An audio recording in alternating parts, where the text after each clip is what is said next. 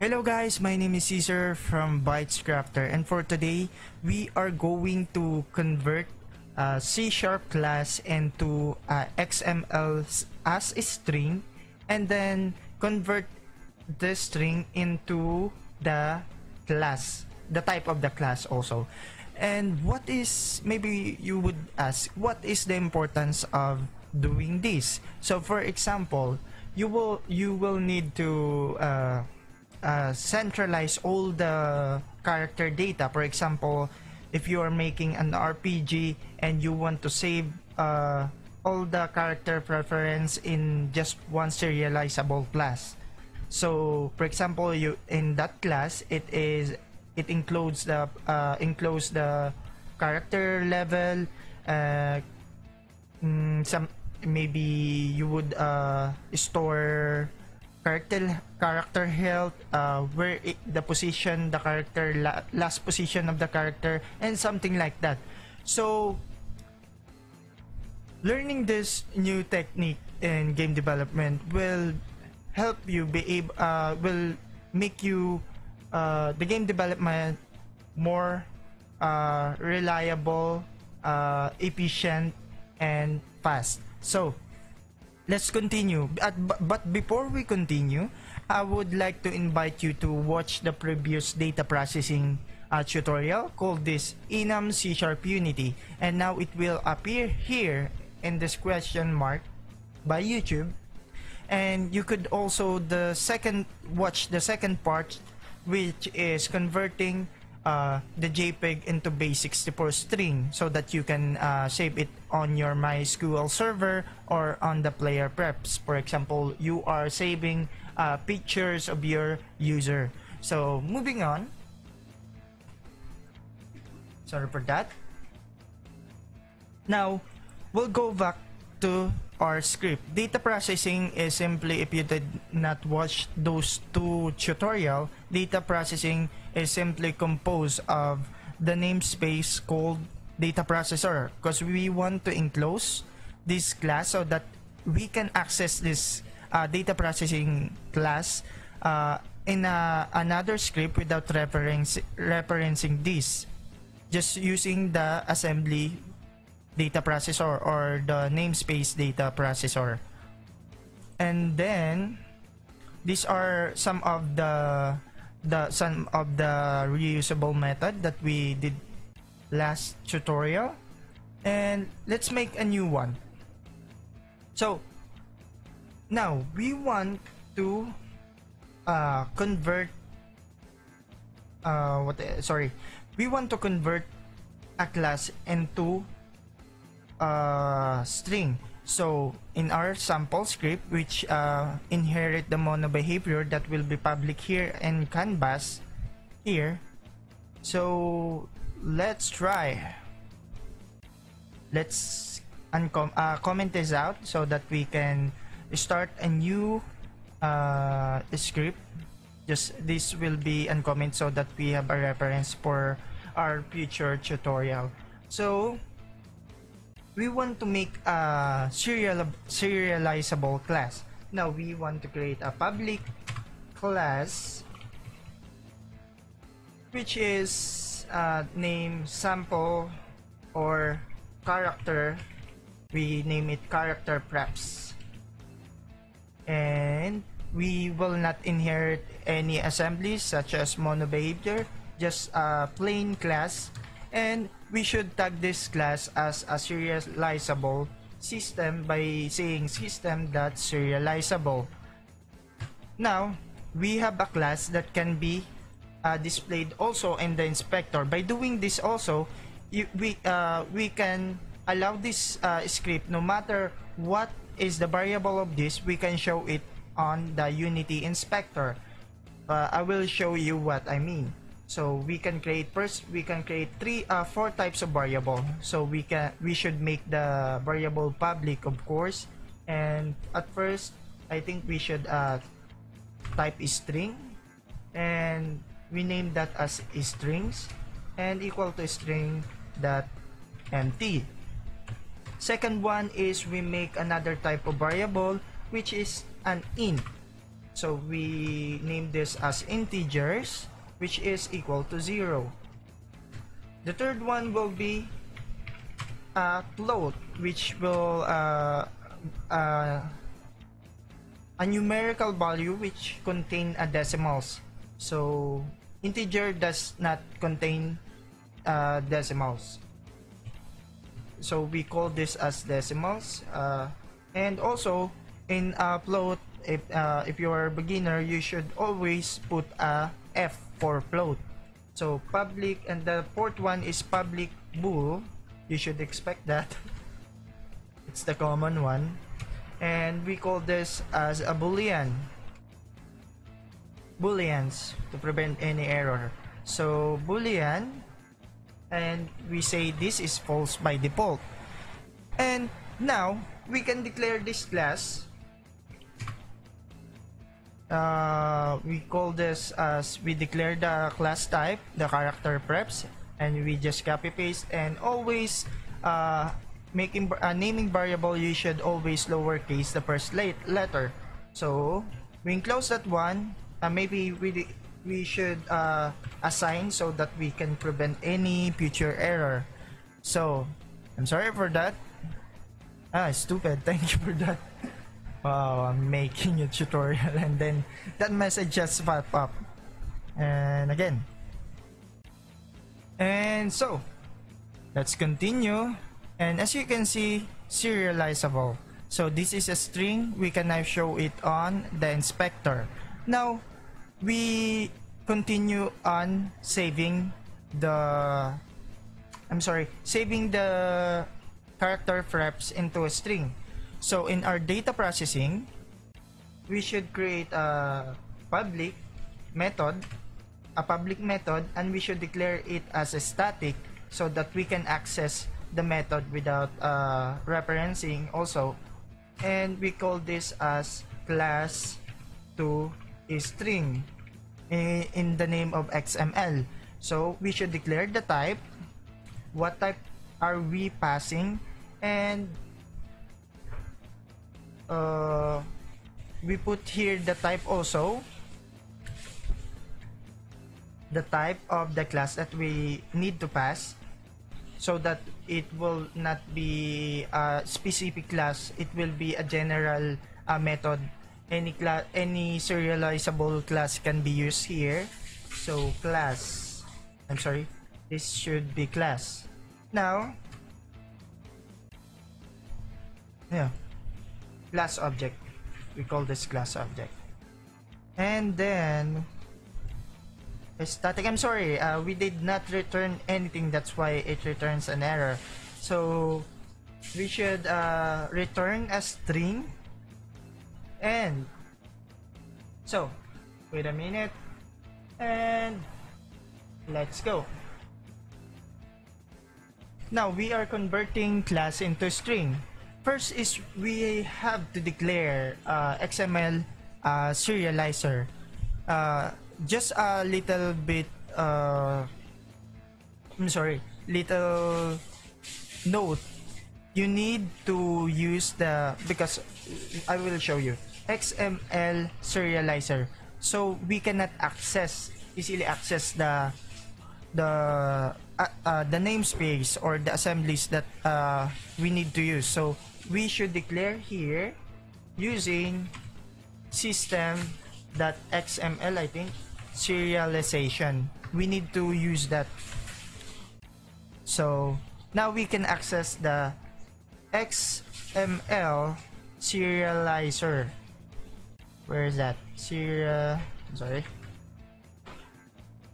XML serializer. That's it. We call this serializer. This class will be able assist us into serializing and deserializing XML into class or into a string. So we declare the new serializer, and also we should pass the class object here, and we should get the type so that we the XML serializer know what type of the class. What type of a class are he going to serialize? So here we will now start. Now, for me to be able to explain the different namespaces involved, I will just first write the string writer. We are using the, I'm sorry for that. Love to complete first the parentheses and the enclosing, opening and enclosing. So we need to access the string writer, yet currently it is not available now. So we need to declare the namespace involved called the system.io. Now with that being used, we can now access the string.writer. Now we can declare this as a variable because we are using it, and we declare a new string writer, and then the magic will happen inside the string writer method. So here we can now say is serializer that serialize, I'm sorry for that. You should serializer that serialize the current string writer and using the class here, this class, because we just declared the type here. Now the serializer or XML serializer know what type of the class we are serializing, and now we are reading the class now by passing the class and also the current writer. So the next thing is the last step. We are now returning the string value as an XML format. So what is the importance of returning XML format? We can use XML in our website, or it's a multiple usage. We can use XML in website or application or any apps that has a capability to read an XML format. So to continue, we can now say string writer. I'm sorry, I'll just copy paste this one, and let's say to string. We are now converting it to string. Now I think the process is complete, and I think, I'm sorry, this is changed. We need to change this because we are returning a string from class. So the process is like this. Sorry if this tutorial may take long. I want to explain each and every step so that the viewers will be able to digest how the process works. So we declare a static method so that we can access it without referencing, and we will return a string here, and we name the method as class. Sorry, this is different because I did cut the video and make some modification, just to be honest. And this is a class to string, and we are passing the type. So we are saying the serializer, this is the type that class type that we are passing, and the specific class that we are passing. So this is the type and this specific class. We did use T instead of using character preference to be able for us to use this static method in a different types of serializable class. Hope you know what I mean. So we now declare the XML serializer by using the system.xml.serialization here, and then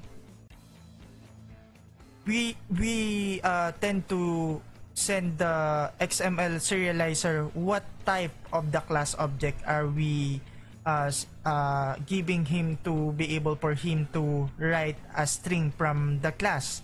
So, and then we use the string writer is equal to new string writer, and then we call the XML serializer, and then we serialize by using the string writer and the class object, and the last is again the last will be returning the string. So let's test this out. But before that, we should create a new void start, and we say we did use the data processor, this namespace, so we can easily access that data processing dot class to string. So we should pass the character fraps into we are passing the type of the serializable class. The class should have the system that serializable, I'm sorry for that, and we pass the exact class. Now we have the string. We can now say string, we call this as car preps is equal to data processing that class to string. So to be able for us to test this, we should say debug.log and character preps. And let's save this one and test it on the Unity editor. So now we can test, and let's see what an XML format is. So we can see here that XML format is like an HTML, something like that. This is an old format for, I think, in a website, data format in website. That's what I know. So basically you see here that we have sorry for that, the variable are saved in this manner. So as you can see, it's very elegant on organization. So the type of the name of the variables and the value. So string don't have any value, that's why it's look like that. So to continue, so let's try to this is to be able for us to test this one. So this is 0.555 and this should be true, and as you can see, it is saved in this manner again. So the next one we will do is we want to save this on player prep, so we can access this, we can test the reliability of the data. We can set the string and we call that save data, and the value of this car preps. At first we will save this, okay, and now the data is saved. Theoretically the data is saved, and we should now uncomment this one and create the deserialization. Now let's make this value here default, so that later we can access this one. So here in the data processing, we will now create the string to class method. So again, we will use we will declare the method as a public so that we can access it on the other script, and we declare it as also a static so that we can access this method without referencing the class, the data processing class, and we are returning a type, not the specific type, so that we can use this script for different types of classes, serializable to be specific. And we will name this one as string to class, and we will now declare the class just to be exact. We will now declare the class what class are we sending to XML serializer, and then this should be string. We are passing a string object. We call this as a string object, and then we create the method. Now again, we will use this one, XML serializer. Yet here, because we don't have any specific class, we will use this T, or the type. So we can say type of the T.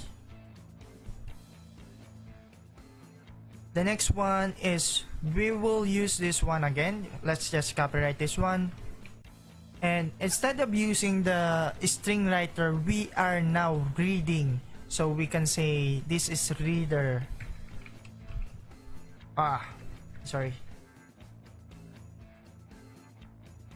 Reader. And now let's declare string reader. And now we are now deserializing by passing the string reader and is passing the string reader and the string object. Now the next step will be returning the specific type. So we declare here, we just erase this to be clear, just to be clear. We want to declare what type from the type that we pass, to be specific, the T that we pass, and then we will now return the deserialize here. This deserialize method, which will return a class that will return a class because it is forced to return this specific class whatever we pass on this this T type. So I think that's it. Just a recap. We are using a method, a static method, so that we can access it on the different script, and then we will return a specific type of class, whatever the type of that we pass here, and we name this as a string to class, and we pass a string object or the XML string, and then we create a serializer. And we say, again, we will try to tell the serializer that we are using the type of the T that we pass here. Now we are using, instead of using string writer, we are now reading the data from string. So we will now use the string reader, and we declare it as a variable. And just as single method, we are using the serializer to deserialize by using the string reader and the string object here. Hopefully, theoretically, this should work. And I think that's not it, because I think we forgot, instead of passing the string object here on the serialize, we should pass the string object here on the string reader. I'm sorry for that. Now theoretically this should work now. So to be able to test the method that we created in serializing class to string and vice versa, we can now say player preps, because previously we saved we saved the XML format into player preps with save data string. So we can now get the string with this key from this key, and we declare the string, and we name this as a data string is equal to player preps. Now we have the get string. Now we want to set this from string, so we should call the data processing the string to class. We created that as a string to class. Now we should also declare the type and the value. of the data string, and we should the method should return this specific type of a class.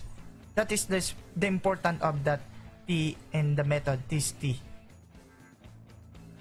So if we try to run this one,